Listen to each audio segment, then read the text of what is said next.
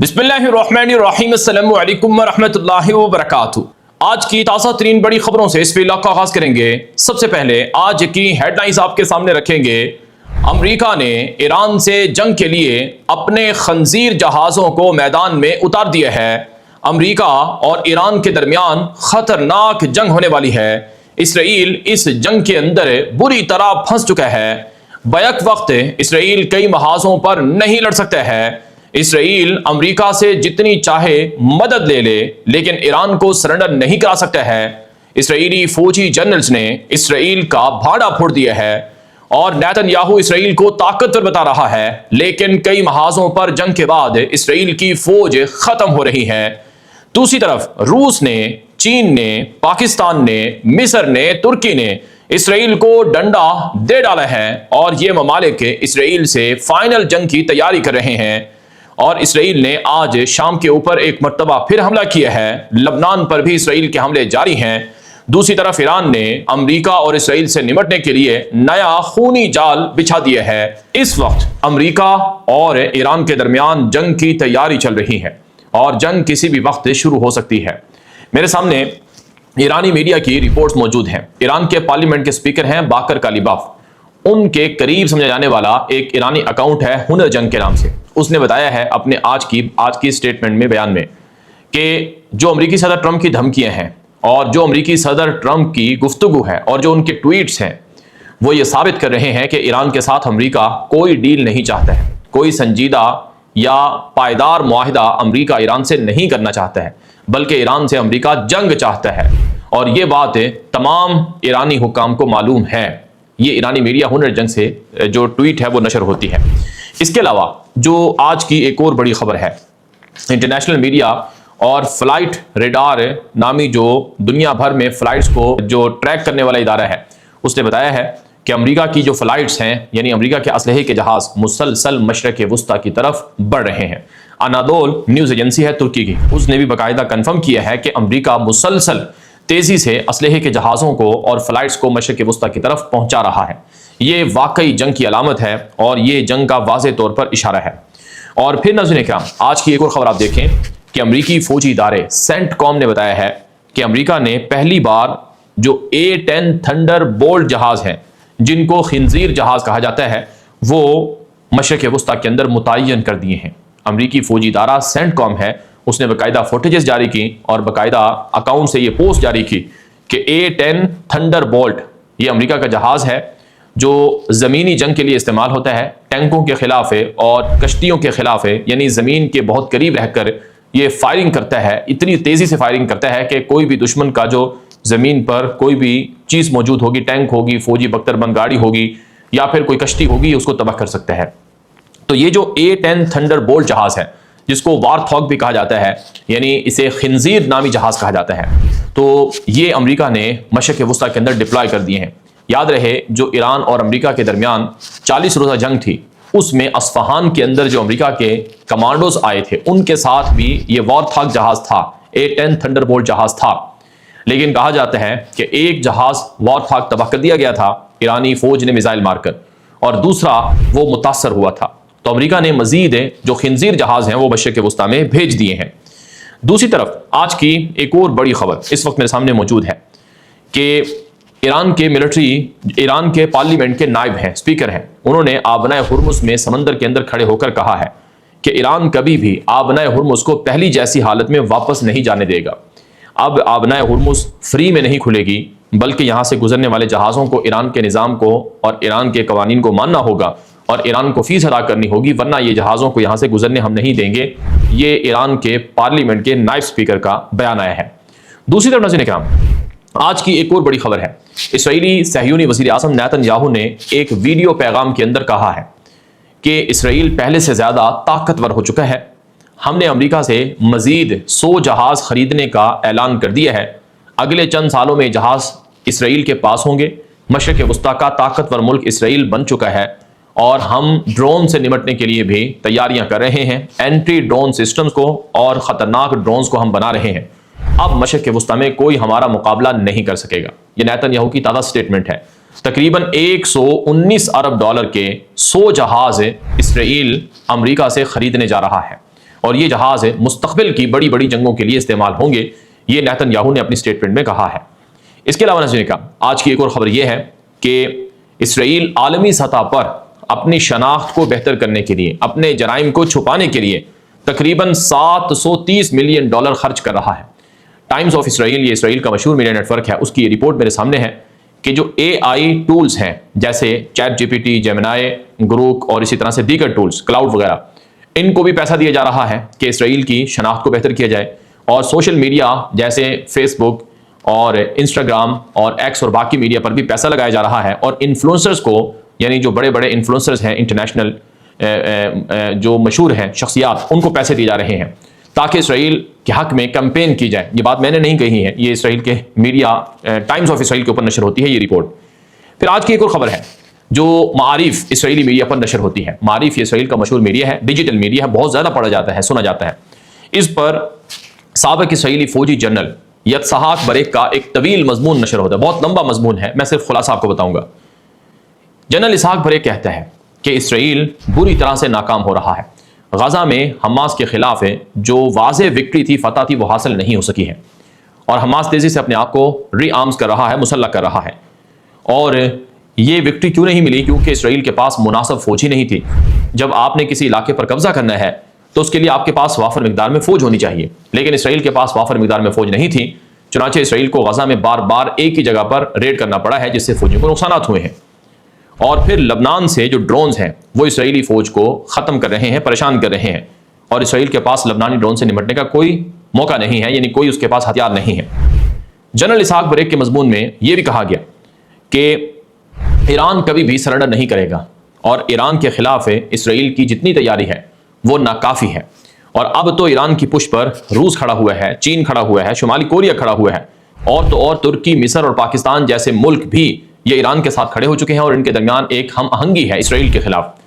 تو یہ جتنے بھی محاذ ہیں، جتنے بھی فرنٹس ہیں جو اسرائیل نے کھولے ہیں، ان میں واضح طور پر کوئی جو منصوبہ بندی ہے وہ نظر نہیں آ رہی ہے۔ نیتن یاہو کی حکومت وہ ان جنگوں کو، ان محاذوں کو بیک وقت کھول کر اپنے لیے وبال کر چکی ہے۔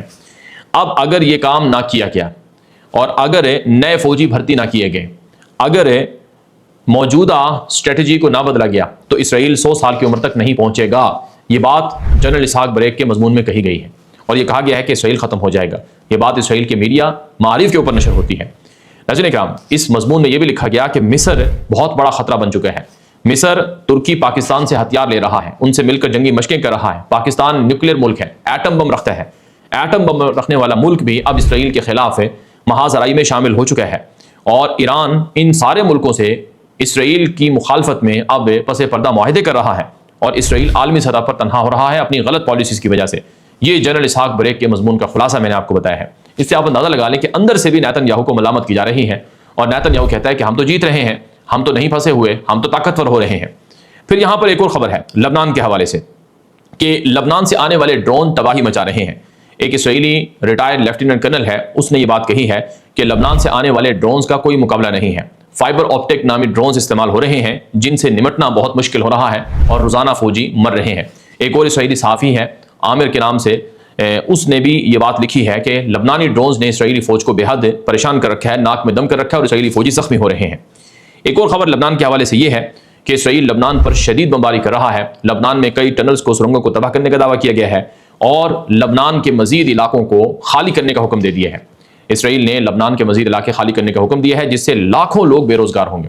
پہلے ہی لبنان میں 10 سے 15 لاکھ کے قریب لوگ ہیں جو اپنے گھروں سے بے گھر ہو چکے ہیں، ان کے گھروں میں جنگ چل رہی ہے، یہاں تک کہ بعض علاقوں میں تو گھر گرا دیے گئے ہیں، اور لوگوں کی رہائش گاہیں ختم کر دی گئی ہیں، اور اسرائیلی فوج اس وقت لبنان کے اندر تک داخل ہے۔ کہنے کو تو لبنان میں جنگ بندی کا پیریڈ چل رہا ہے، سیز فائر ہے 2 ویک کی، لیکن اس وقت شدید لڑائی چل رہی ہے۔ دوسری طرف آج شام کے اوپر بھی اسرائیل کا حملہ ہوا ہے۔ میرے سامنے تازہ ترین رپورٹ موجود ہے کہ شام کے علاقے درعا پر اور کنیترا پر اسرائیلی فوج آج حملہ آور ہوئی ہے۔ شامی میڈیا اور شامی ذرائع ابلاغ پر یہ چیزیں نشر ہوتی ہیں، حالانکہ شام سے کوئی ایک بھی میزائل یا ڈرون اسرائیل پر ابھی تک فائر نہیں ہوا ہے۔ شام کی حکومت نے امریکہ کے کہنے پر اسرائیل سے امن معاہدے کے لیے بھی پس پردہ مذاکرات کیے ہیں، لیکن اس کے باوجود اسرائیل شام کی حکومت کو نہیں مانتا ہے، اور اسرائیل یہ کہہ رہا ہے کہ شام کی حکومت یہ ہمارے لیے بہت بڑا سیکیورٹی چیلنج ہے مستقبل کا۔ اور کل ہم نے اپنے ایک ولاگ میں آپ کو بتایا تھا کہ جو دی یروشلم پوسٹ ہے اسرائیل کا میڈیا، اس نے اپنی ایک رپورٹ میں لکھا تھا کہ شام ترکی کی مدد سے بہت پاورفل ہو رہا ہے، نئے ہتھیار جمع کر رہا ہے، نئے ریڈار سسٹم لے رہا ہے، ایئر ڈیفنس سسٹم لے رہا ہے، اپنی ایئر فورس تیار کر رہا ہے، اور جدید ٹیکنالوجی بالخصوص ڈرون ٹیکنالوجی میں شامی فوج ہے وہ ترکی کی مدد سے بہت پاورفل ہو رہی ہے، اور ترکی شام کے اندر آ کر اسرائیل کے لیے چیلنج بن رہا ہے۔ غرض اس وقت کئی محاذوں پر اسرائیل لڑ رہا ہے، ایک لبنان کا محاذ ہے، ایک شام کا محاذ ہے، ایک ایران کا محاذ ہے، ایک غزہ کا محاذ ہے، ایک ویسٹ بینک کا محاذ ہے، پھر مصر کے ساتھ بارڈر پر جنگ شروع ہو چکی ہے، یعنی بارڈر پر جنگی مشقیں مصر کر رہا ہے جس سے اسرائیل کو پریشانی ہے۔ اور اسی طرح سے جو مختلف عرب ملک ہیں اور انٹرنیشنل بالخصوص یورپی ممالک ہیں، وہاں پر جو اسرائیل کے خلاف ایک کیمپین ہے عالمی قوانین کی پامالی پر، اس کے خلاف اسرائیل لڑ رہا ہے۔ جہاں ایران کے ساتھ اسرائیل جنگ لڑ رہا ہے اور امریکہ کے ساتھ مل کر ایران کو کاؤنٹر کرنے کی کوشش کر رہا ہے یا اس پر کنٹرول یا قبضہ جمانے کی کوشش کر رہا ہے، وہیں اسرائیل پورے مشرق وسطیٰ میں مختلف ممالک میں مختلف جگہوں میں نت نئے منصوبے بنا رہا ہے۔ جو آج کی بڑی خبر ہے جو اس وقت میرے سامنے موجود ہے، یہ اسرائیل کے تمام میڈیا پر نشر ہوئی ہے۔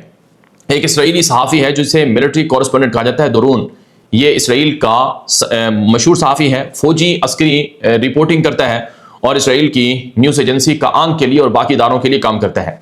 اس نے باقاعدہ ایک تفصیلی رپورٹ دی ہے اور اپنے ایکس اکاؤنٹ پر یہ پوسٹ لکھی ہے جس کا میں خلاصہ آپ کے سامنے رکھوں گا۔ اور یہ خبر صرف اس صحافی نے نشر نہیں کی بلکہ دیگر اسرائیلی میڈیا پر بھی نشر ہو چکی ہے کہ غزہ کی جنگ اسرائیل دوبارہ شروع کرے گا۔ اسرائیل کے جو فوجی جنرلز ہیں، فوجی آفیشلز ہیں، وہ کئی میٹنگ میں کہہ چکے ہیں کہ یہ مناسب موقع ہے حماس کو شکست دینے اور غزہ کو مکمل کنٹرول کرنے کا۔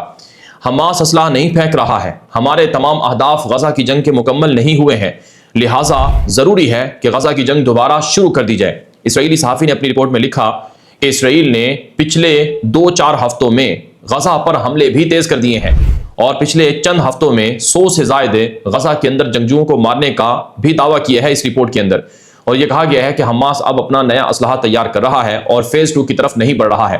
اس اسرائیلی صحافی نے اپنی رپورٹ میں لکھا کہ یلو لائن جو غزہ کو 2 حصوں میں ڈیوائیڈ کرتی تھی، اسرائیل نے وہ بڑھا دی ہے مغرب کی طرف اور 59% غزہ کا جو زمینی رقبہ ہے وہ اب اسرائیل کے قبضے میں ہے۔ اس رپورٹ میں یہ بھی کہا گیا کہ اب اسرائیل یہ جنگ فوری شروع کرے گا، لیکن بعض فوجی جنرلز کہتے ہیں کہ ابھی ہمیں مزید ریزرو فوجیوں کو بھرتی کرنا ہوگا اور انہیں تیار کرنا ہوگا کہ وہ جنگ کے لیے تیار ہوں، فوج میں بھرتی ہوں، کیونکہ فوجی ریزرو کم ہے، فوری آپریشن مسئلہ کھڑا کر سکتا ہے۔ چنانچہ اسی سے جڑی ہوئی ایک اور خبر آپ دیکھ لیں کہ حریدیم فرقہ جو اسرائیل کا الٹرا آرتھوڈوکس یہودی فرقہ ہے، اس کے نوجوانوں کو فوج میں بھرتی کرنے کے لیے نئی منصوبہ بندی شروع کر دی گئی ہے، کیونکہ اسرائیل یہ کہتا ہے کہ ہمارے پاس جو فوج ہے وہ زیادہ نہیں ہے، اس لیے ہمیں لبنان میں، غزہ میں اور ایران کے خلاف اور شام کے خلاف جنگ لڑنے کے لیے وافر مقدار میں فوجی چاہیے۔ تو اس لیے جو حریدیم فرقہ فوج میں بھرتی نہیں ہوتا ہے، جس کے 65 سے 1 لاکھ فوجی جوان فوج میں آ سکتے ہیں، تو انہیں تیار کیا جا رہا ہے کہ وہ فوج میں آ جائیں۔ اس سے آپ اندازہ لگا لیں کہ غزہ جس کو پہلے ہی اسرائیل تباہ کر چکا ہے، جہاں کے 18 لاکھ لوگ اس وقت خیموں کے اندر زندگی گزار رہے ہیں، جہاں روزانہ چھوٹے چھوٹے بچے وہ مختلف بیماریوں کا شکار ہو کر اپنی جانیں دے دیتے ہیں، وہ غزہ جس کا بارڈر چاروں طرف سے بند ہے، جہاں فلوٹیلا قافلہ آتا ہے، دنیا کے 1000 سے زائد جو کارکن تھے، رضاکار تھے، ایکٹیوسٹ تھے، وہ کشتیوں کے اندر سوار ہو کر غزہ کے لیے امدادی سامان لاتے ہیں، لیکن اسرائیل نے یونان کے قریب فلسطین اور غزہ کے بارڈر سے 1000 کلومیٹر دور جا کر اس فلوٹیلا قافلے پر حملہ کر دیا اور اس فلوٹیلا قافلے کے سواروں کو گرفتار کر لیا، جن میں سے 2 رضاکار اب بھی وہ اسرائیلی پولیس کی کسٹڈی میں ہیں، جیل میں ان کو ڈال دیا گیا ہے۔ بعض رپورٹوں کے مطابق ان پر تشدد بھی ہو رہا ہے اور 31 دیگر رضاکار تھے جن پر اسرائیل نے تشدد کیا ہے۔ یعنی آپ تصور کریں، غزہ کا بارڈر بند ہے، غزہ میں کوئی امدادی سامان نہیں جا رہا ہے۔ اسرائیل کے خلاف کل ترکی کے وزیر خارجہ نے، ترک وزیر خارجہ حاکان فیدان کل مصر گئے تھے اور مصر میں رفح کے بارڈر پر کھڑے ہو کر انہوں نے کہا کہ پوری دنیا دیکھ لے اسرائیل کس طرح سے غزہ کی سیز فائر کو پامال کر رہا ہے اور بارڈر بند کیا ہوا ہے، رفح کراسنگ پوائنٹ، اسے نہیں کھول رہا ہے اور یہاں سے لوگوں کو امداد جانے نہیں دے رہا ہے۔ یورپ اور پوری دنیا اسرائیل پر پریشر ڈالے کہ اب وہ غزہ میں حملے بند کر دے، فیز 2 کی طرف اسرائیل بڑھے اور غزہ کے اندر تعمیر نو کا کام شروع کرنے دے اور غزہ کے لوگوں کو مزید مت ستائے۔ یہ ترک وزیر خارجہ حاکان فیدان نے کل رفح کراسنگ پوائنٹ پر بارڈر پر کھڑے ہو کر یہ بات کہی ہے۔ بہرحال عزیزان کرام، غزہ کے علاوہ اسرائیل کے تو فلسطین کے ویسٹ بینک کے علاقوں پر بھی حملے ہو رہے ہیں اور فلسطین کے ویسٹ بینک کے اندر جو فلسطینی قیدی ہیں، جن کی تعداد 10,000 سے 20,000 کے درمیان ہے، ان کو پھانسیاں دینے کی پلاننگ ہو رہی ہے۔ یا آپ خبر دیکھیں، اسرائیل کا نیشنل سیکیورٹی کا منسٹر ہے، قومی سلامتی کا وزیر ہے، جس کا نام ہے ایتمار بن گویر۔ یہ شخص بڑا متشدد ہے۔ اس کی 50 سال مکمل ہونے پر اس کی 50ویں سالگرہ ہوئی ہے۔ یعنی اسرائیل کے قومی سلامتی جو کہ انتہا پسند ہے، جس پر یورپ کے اندر بھی پابندیاں لگی ہوئی ہیں، بن گویر، اس کی سالگرہ ہوتی ہے 50ویں۔ تو اس نے ایک بہت بڑا کیک بنوایا اور اس کی بیوی نے اس کو جو کیک دیا سالگرہ پر، اس میں پھانسی کا پھندا گولڈن کلر کا بنا ہوا تھا۔ اور یہ ایک علامت تھی، کیونکہ یہی نیشنل سیکیورٹی منسٹر ہے اسرائیل کا جو کہتا ہے کہ فلسطینی قیدیوں کو جیلوں میں پھانسی دے دی جائے۔ تو ایتمار بن گویر اس نے اپنی 50ویں سالگرہ پر خود ایک بہت بڑا کیک بنوایا، جس میں پھانسی کا پھندا کیک کے اوپر بنوایا، اور پھر اس کی بیوی نے جس کو کیک دیا اس پر بھی پھانسی کا پھندا بنا ہوا تھا، اور یہ خود بھی اپنے کپڑوں کے اوپر جو علامت یا بیج پھانسی کے پھندے کا پہن کر پھر رہا ہے، اور یہ مہم چلا رہا ہے کہ اسرائیل جتنے فلسطینی قیدی ہیں، چاہے وہ بڑے ہیں چھوٹے ہیں، یعنی جو ٹاپ لیڈرز بھی ہیں، جو بھی ہیں، ان سب کو پھانسیاں دے دے اور اسرائیل کی جیلوں کو خالی کر دیا جائے۔ اور آپ جانتے ہیں عالمی سطح پر اقوام متحدہ، ہیومن رائٹس آرگنائزیشن اور دیگر جو عالمی قوانین ہیں، ان کے مطابق دنیا کے کسی بھی قیدی کو کسی بھی ملک میں جب تک مکمل عدالتی جو انصاف کے تقاضے ہیں اس کے لیے پورے نہ کیے جائیں، اسے پھانسی نہیں دی جا سکتی ہے۔ اب یہاں تو فلسطینی قیدیوں کو نہ وکیل حاصل ہیں، نہ ہی ان کے کیسز چلتے ہیں، لیکن اسرائیل کہتا ہے کہ ہم یہ بن گویر کہتا ہے کہ ہم انہیں پھانسیاں دیں گے۔ اب آپ تصور کریں انسانی حقوق اور انسانی قوانین اور اقوام متحدہ کی قراردادیں، چارٹر کو کیسے پامال کیا جا رہا ہے۔ یہی نہیں ناظرین اکرام، میرے سامنے اسرائیل کے وزیر خارجہ گیدون سائر کا بیان موجود ہے۔ یہ میں چیزیں آپ کو اس لیے بتا رہا ہوں، ثبوتوں کے ساتھ بتا رہا ہوں، تاکہ آپ دیکھیں کہ اسرائیل کیا کر رہا ہے۔ گیدون سائر جو اسرائیلی وزیر خارجہ ہے، اس نے ٹی وی انٹرویو میں کہا کہ ہم پورے لبنان پر قبضہ کر سکتے ہیں۔ لبنان کوئی چھوٹا ملک نہیں ہے، لبنان ایک تاریخی بڑا ملک ہے جہاں عیسائی بھی رہتے ہیں، مسلمان بھی رہتے ہیں۔ اس لبنان پورے پر اسرائیلی وزیر خارجہ کہتا ہے کہ ہم قبضہ کر سکتے ہیں، لیکن فی الحال ہمارے پاس فوج کی کمی ہے، ہمیں 5 سے 6 یا 7 آرمی مزید چاہیے، اور ہم کوشش کر رہے ہیں کہ لبنان کو اپنی گرفت میں لے لیں۔ اب لبنان پر قبضے کی بات کون کر رہا ہے؟ اسرائیل کا وزیر خارجہ، کیونکہ عام طور پر جو وزارت خارجہ کی پوسٹ ہوتی ہے یہ ڈپلومیسی والی پوسٹ ہوتی ہے، یعنی اس کے ذریعے سے ایسے بیانات نہیں دی جاتے جو متشدد وزیر دے رہے ہیں، یعنی جیسے ایتمار بن گویر دے رہا ہے، جیسے سموترچ وزیر خزانہ بیان دے رہا ہے، ایسا بیان اسرائیلی وزیر خارجہ سے توقع نہیں کیا جا سکتا ہے، کیونکہ یہ ڈپلومیسی کی بات ہوتی ہے۔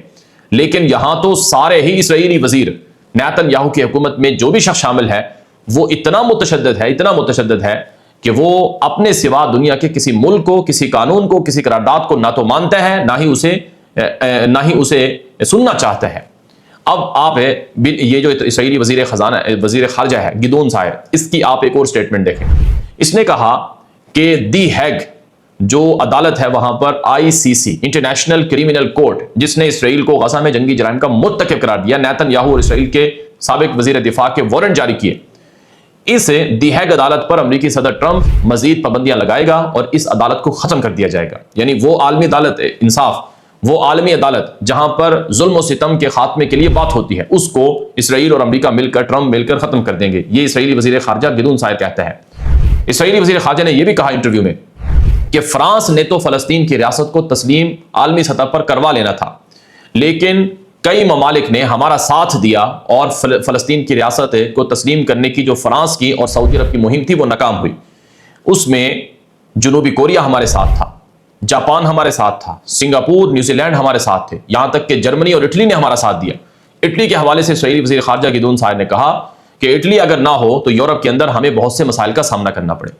ناظرین کرام، جو فلسطین کی ریاست ہے، اقوام متحدہ کی قراردادوں کے مطابق فلسطین کے لوگوں کو اپنی زمینوں پر اپنے گھروں میں رہنے کا حق حاصل ہے، ان کا ایک ملک ہونا چاہیے، ان کا پاسپورٹ ہونا چاہیے، ان کے پاس ایئرپورٹ ہونے چاہیے، ان کے پاس دنیا سے معاملات کرنے کے اختیارات ہونے چاہیے۔ لیکن اسرائیل کہتا ہے کہ فلسطین کے نام کی کوئی ریاست نہیں ہے اور ہم کسی فلسطینی ریاست کو نہیں مانتے ہیں۔